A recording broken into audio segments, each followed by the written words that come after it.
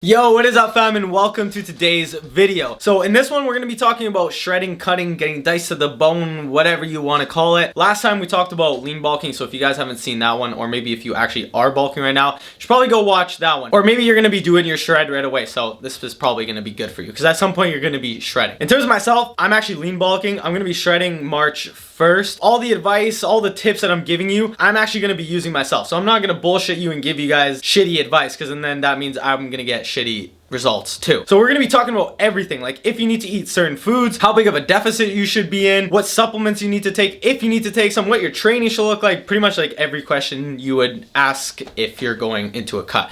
So the first question is, what is a cut? What is shredding? So shredding, you're trying to expose the muscle that you have by getting rid of fat. Now the only way you can get rid of fat is by going into a calorie deficit, because fat itself is simply just stored energy. So the only way to use stored energy is by getting your body to need that energy, which would be a deficit. So what we want to do is burn that stored energy, that fat, in the most efficient way so we can retain muscle or even build muscle at the same time. So this is such a simple concept, but there's so many questions around it. So let's just get into the first question. Let's go! Now you might be wondering, what is a deficit? What's a calorie deficit? So your body is going to have a maintenance level. That is the amount of calories your body is going to require to do whatever it is that you're doing in a day. It could just be literally sitting at home playing video games, because that's what we do right now. But no, I'm serious. Whether it's like working out or just being at your day job and moving around, everybody's maintenance is completely different. So I can't tell you that everyone's maintenance is going to be 2,000 and let's just work with that. What you're going to need to do is go on Google and look up a calorie calculator, or a TDEE, which is a total daily energy expenditure. I would recommend going and looking at like 3 of them. The more information that they require, the better. I said this in the last video, go look at 3 of them, get an average, and then you can go from there, because one of them is it's probably going to be off by a little bit, but at least if you get from 3 of them and then you average it out, it's going to give you a more accurate representation of your maintenance, hopefully. Now back to what I was saying about the calorie deficit. You're going to take that maintenance, whatever it is that you just found, and you're going to reduce the calories. So if your maintenance calories is 2,000, you would take off whatever, 500, 300. I'm not saying this is the correct way, because we'll talk about that later. You would take an amount of calories off of the maintenance, so your body is not getting the calories that it needs to maintain its function, to maintain its mass and do whatever it's doing in a day. So what happens is your body goes elsewhere for energy, which is going to come from the stored energy, your fat, but it can also come from other places too, like your muscle. The next thing you might be wondering is, should you cut? Do you need to cut? Do you want to cut? Cut and cut. The next thing you might be wondering is, do you need to cut or should you cut? The biggest question is, do you want to be shredded? Is this something you want? Like, is that a goal of yours? Do you want to look shredded? Do you want to be lean? Like, what are you doing it for? Are you doing it for yourself? Are you doing it for a competition? For the most part, we want to do it because we simply want to look that way for one reason or the other. So I'm not going to tell you you shouldn't cut. But if you're someone that has little to no muscle, or you're just starting out with training, I highly recommend going into a lean bulk so you can build muscle first. It's important to build muscle, so then when you cut down, you can actually expose the muscle that you've built. Because if you're just gonna start doing a cut and you have barely any muscle, you're gonna get to the point where you're just like skin and bone, which none of us want. We want to get that muscle first. So if you're just starting out a training, you're under a year of training, I said this in the last video, I recommend doing a lean bulk first, putting on as much muscle mass as you can, especially since you're gonna get those newbie gains. Also, if you're someone that's been in a deficit forever, me telling you to cut, you've already technically been cutting, but you've probably been doing this up and down thing where you're eating too much one day and then cutting the next day, and you might not even know exactly what you're doing.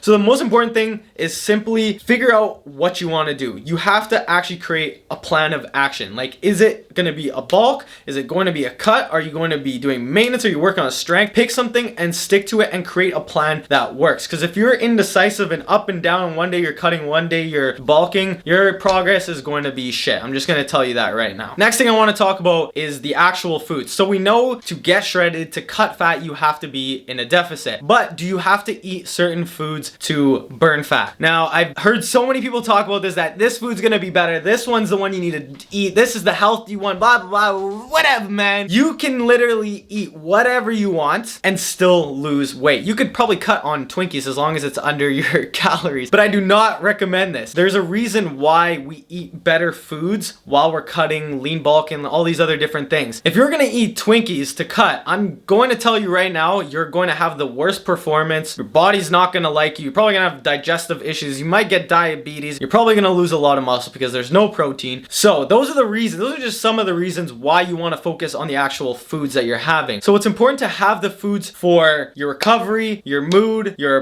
body functions, retention of muscle. But when it comes to actually the simple process of losing fat, you can eat whatever you want. But we're here to stay healthy, retain our muscle mass, feel good, look good, like all those different things. We also don't want to break out everywhere because some foods will do that, right? So now we know that we don't want to be having all these shitty foods. We want to actually have good performance in the gym and recovery and retain our muscle. So then what should our macros look like? We have our protein, our fat, and our carbs. Then we obviously have micronutrients, and I'm just gonna say right now that you want to include your micronutrients from your vegetables and fruits. That's super important. We're not even gonna get into that. Just make sure you get it done. And if you want to actually feel good, look good, you have to put in the work and just eat the damn vegetables and fruits. Let's start off with protein because it's gonna be the most important when you're cutting to retain the muscle. So you want to have 1 gram of protein per pound of lean body mass. Now, not everyone knows what their body mass is, but for the most part, we can kind of guess what our body fat percentage. You can go on Google, there's pictures everywhere that kind of show you like roughly what it looks like. So say if you're a 200-pound person, 200-pound male, 200-pound female, whatever,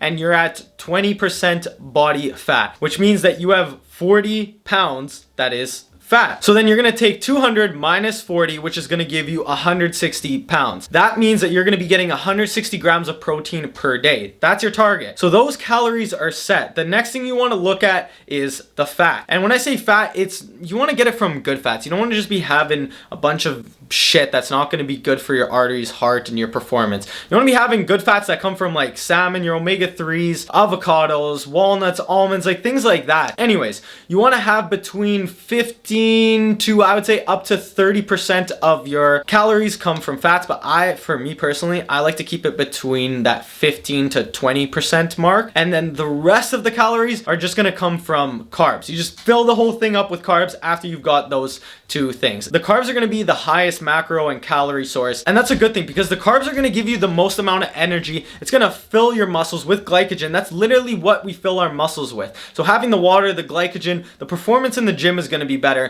And when you're cutting, you need that. It's going to help you. And when you want to keep your strength up, you're completely flat. And we're talking natural here. Because obviously if you have a bunch of shit running through your veins, then you can throw all this shit out the fucking door. Because if you have a bunch of tests running through your body, you can literally build muscle without even training. That's actually a fact. So we're talking about natural here. And if you want to actually have the best performance and retain muscle, you're gonna need carbs. One thing I want to add too is if you're getting super shredded, like as a male, you're getting to like 6 to 8%, whatever, single digit numbers in body fat percentage, and as a female you're getting like 13 to 17%, then you're gonna want to increase your protein more as you get down to those lower numbers, because your body is going to require that protein, and your body is like dying for calories and energy, and it will start to burn the protein that you're feeding it as energy as well. So you're gonna need a little bit more protein while you're getting to those single digit numbers, or as a female, the 13 to 17 range. When you're getting close to those numbers, I recommend getting 1.2 grams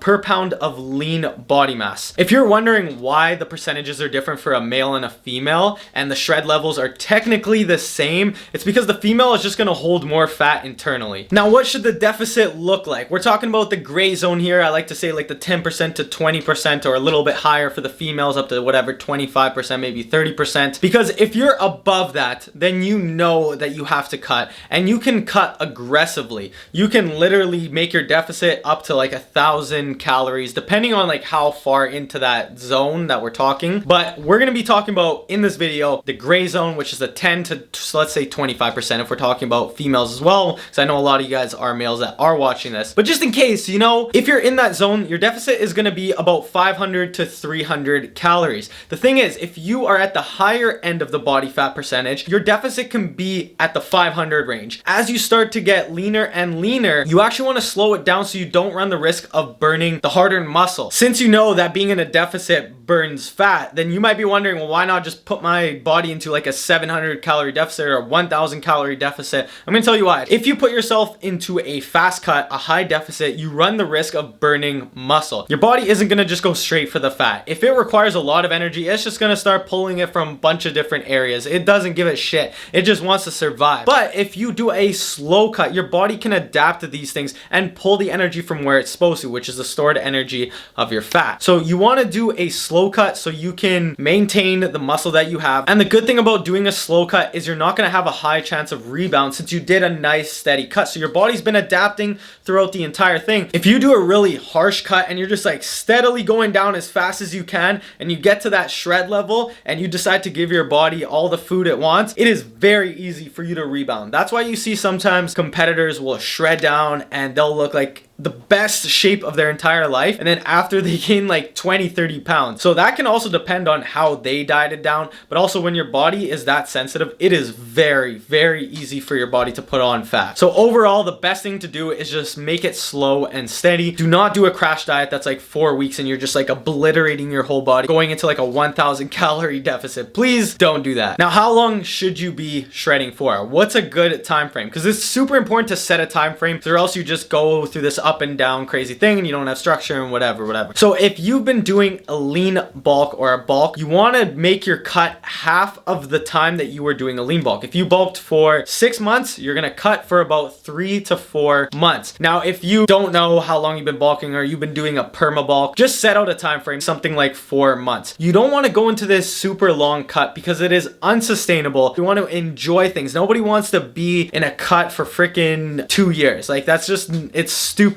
Even a year, even 6 months. I'd say 4 months is the max that you can sustain, feel good about. You're gonna look good after, and you're not gonna be an absolute zombie and hate everyone through the entire process. So 4 months, do a nice, steady, slow cut. Unless you're someone that has a lot of fat, then you might have to go just a little bit longer, or do the aggressive cut off the beginning, so a higher deficit, and then as you get to that lower body fat percentage, then you can slow down the cut and go from there. If you're in this body fat percentage gray zone and you're like at 20% or 15% and you do this 4-month cut and you have not changed your body fat percentage, or you've only reduced it by a little bit, then you clearly are fucking around. You're not doing something right. You're not listening to my advice or the coach or whoever is helping you out through this thing. Because if you do it right, you put yourself into a calorie deficit, you do the training, which we're going to talk about right away, then there's no doubt in my mind that you will lose fat, potentially build muscle, and look good at the end of this. Let's talk about the training. I see this messed up all the time. As soon as someone goes into a cut, they start doing supersets and drop sets and trying to sweat as much as they can during their weight training. You do not want to do this. You want to make sure that you're still focusing on hypertrophy and strength. Do not, please do not change your resistance training, your weight training at all when you start a cut. Do what you were doing before and keep on looking to increase the weight where you can and doing the reps that you were doing before. The reps and sets, they're not going to be changing. If you want to achieve hypertrophy, 3 to 4 sets, the 6 to 15 or 12 rep range, you're really trying to focus on the actual muscle. Make sure you're still doing isolation. Rest times are still between 60 seconds to 2 minutes or higher for strength. All I gotta say for this part is just don't go and start doing cardio for your muscles. You want to retain the gains that you've earned or even continue to build them, because if you're eating properly, like the macros we talked about, training properly for hypertrophy and strength while doing a cut and you're doing a slow cut, you can actually build muscle. So the big thing that happens when you're cutting is your recovery pretty much takes a hit. And that's why a lot of people start to see their strength decrease or even muscle decrease. So they're still going crazy with the volume and frequency. Make sure that when you're cutting, you listen to your body. Take rest days as needed and don't overexert yourself. It is very easy to overtrain while you're cutting. And I'm not saying be a bitch in the gym and not lift weights and go heavy and hard. You still want to do that, but just listen to your body. If you're getting weaker really fast, take a couple sets off of your compound movement or take a rest day and then go at it whenever your body is ready. You want to be performing well. Like if you know you ate shit that day, don't go and try to do a 1 rep max in the gym. Like that's just not smart. Now we talked about the actual food itself getting you into the deficit, but what you can also do is actually eat a little bit more and then use this tool called cardio. It is simply just a tool to help you get into a deficit. You can use a Stairmaster, elliptical, treadmill, whatever you want, as long as you're burning calories. Just make sure you're accounting for that. Like if you're burning 200 calories a day on the Stairmaster, make sure you're putting that into your overall calories that you're consuming, so that way you're not going into too much of a calorie deficit, or maybe you're staying above. Just account for everything that you're doing, specifically your cardio. And I know we talked about recovery and how it takes a hit, so make sure that your sleep is on point. This is so damn important when it comes to retaining the muscle and recovering properly. So I know not all of us can get magical 8 hours, but just try your best, or whatever. On the weekends when you can actually sleep, or if your shift work, whenever you can, get the sleep that you need for your body to recover. What about supplements? You just don't need them at all. You can do all of this without supplements, but I do recommend, and this is what I take, creatine, protein powder, pre-workout. All the other ones, you don't need them. You don't need BCAAs, you don't need EAAs, you don't need a fat burner. The reason I take pre-workout is because I like the energy that I get. I feel like I can perform better in the gym, which means I can retain my muscle better. But the thing is, you don't want to go crazy with pre-workout because too much of something good can also be kind of bad. Protein, for obvious reasons, because some days I can't hit my protein intake with my food, like if I'm busy. So having a protein shake is just an easy way to hit my protein intake. Creatine, simple. I'm not going to get into this, maybe another video, but creatine has been proven over and over and over and over to improve strength, endurance, and muscle size. So whatever, you can do your own research on that, but that's what I use. Alright, so now we're all getting shredded, everyone's getting cut, and we're seeing all kinds of progress. You guys are seeing progress, and then boom, you hit a plateau, you hit a wall. It's not happening anymore. It's been a week, 2 weeks, and things just aren't moving. So the first thing you want to do is increase the deficit through your food. Take off 100 calories, 200 calories. Just don't go too intense. Also, if you're already eating barely like anything, like you feel like you're already kind of getting zombified and your energy is really low, first of all, make sure you're recovering properly. Sleep, take rest days. But you're gonna want to add more cardio. Do not take away from the food that you're already having, because you still want energy. You still want your muscles to be able to work. So if you can take away from your food, then do that first, reduce the calories. If not, you're gonna go over to cardio and increase the cardio so that you're burning more calories but not touching the actual food that you're having. I personally think this rarely ever happens, but if you legit hit a wall where your body is just adapted and you cannot lose weight, which I think is kind of insane, because if you just reduce your calories, or maybe you're getting calories from somewhere else, or you've done the calculations wrong, that's what you should look at first, because that's usually what it is. It's very rare that your body will be in a deficit and hit a complete plateau where it just is not losing fat, but it is possible. So what you want to do is go into a diet break. So you're gonna go up to maintenance calories for about a week or so, let your body recover, get good sleep, and then after that week you can go back into the deficit, and you should by no means start losing fat again. And if not, then something's, I don't know what's going on. Something's messed up. Now, when it comes to actually picking a shred level, that's just completely up to you. You can have your inspirations or whoever, but just remember you're doing it for yourself, and just enjoy the process. Don't try to compare yourself to everyone, because I used to do that shit too, and it's not fun. It kind of demotivates you. So just have a goal in mind, achieve it, feel good about it, and then continue your progress. Keep moving forward. Let's go. You know what I'm saying? Alright, I hope you guys enjoyed this video. I hope it was of some value, use to you guys. I just talked a shit ton, give you all my advice that I'm gonna be using starting March 1st when I start my cut. So yeah, smash the thumbs up button, subscribe if you are new, and I will see you guys in the next one. If you guys have any questions, hit the comments. Let's go get aesthetic. And my crew, we on the way up, way up, way up, way up.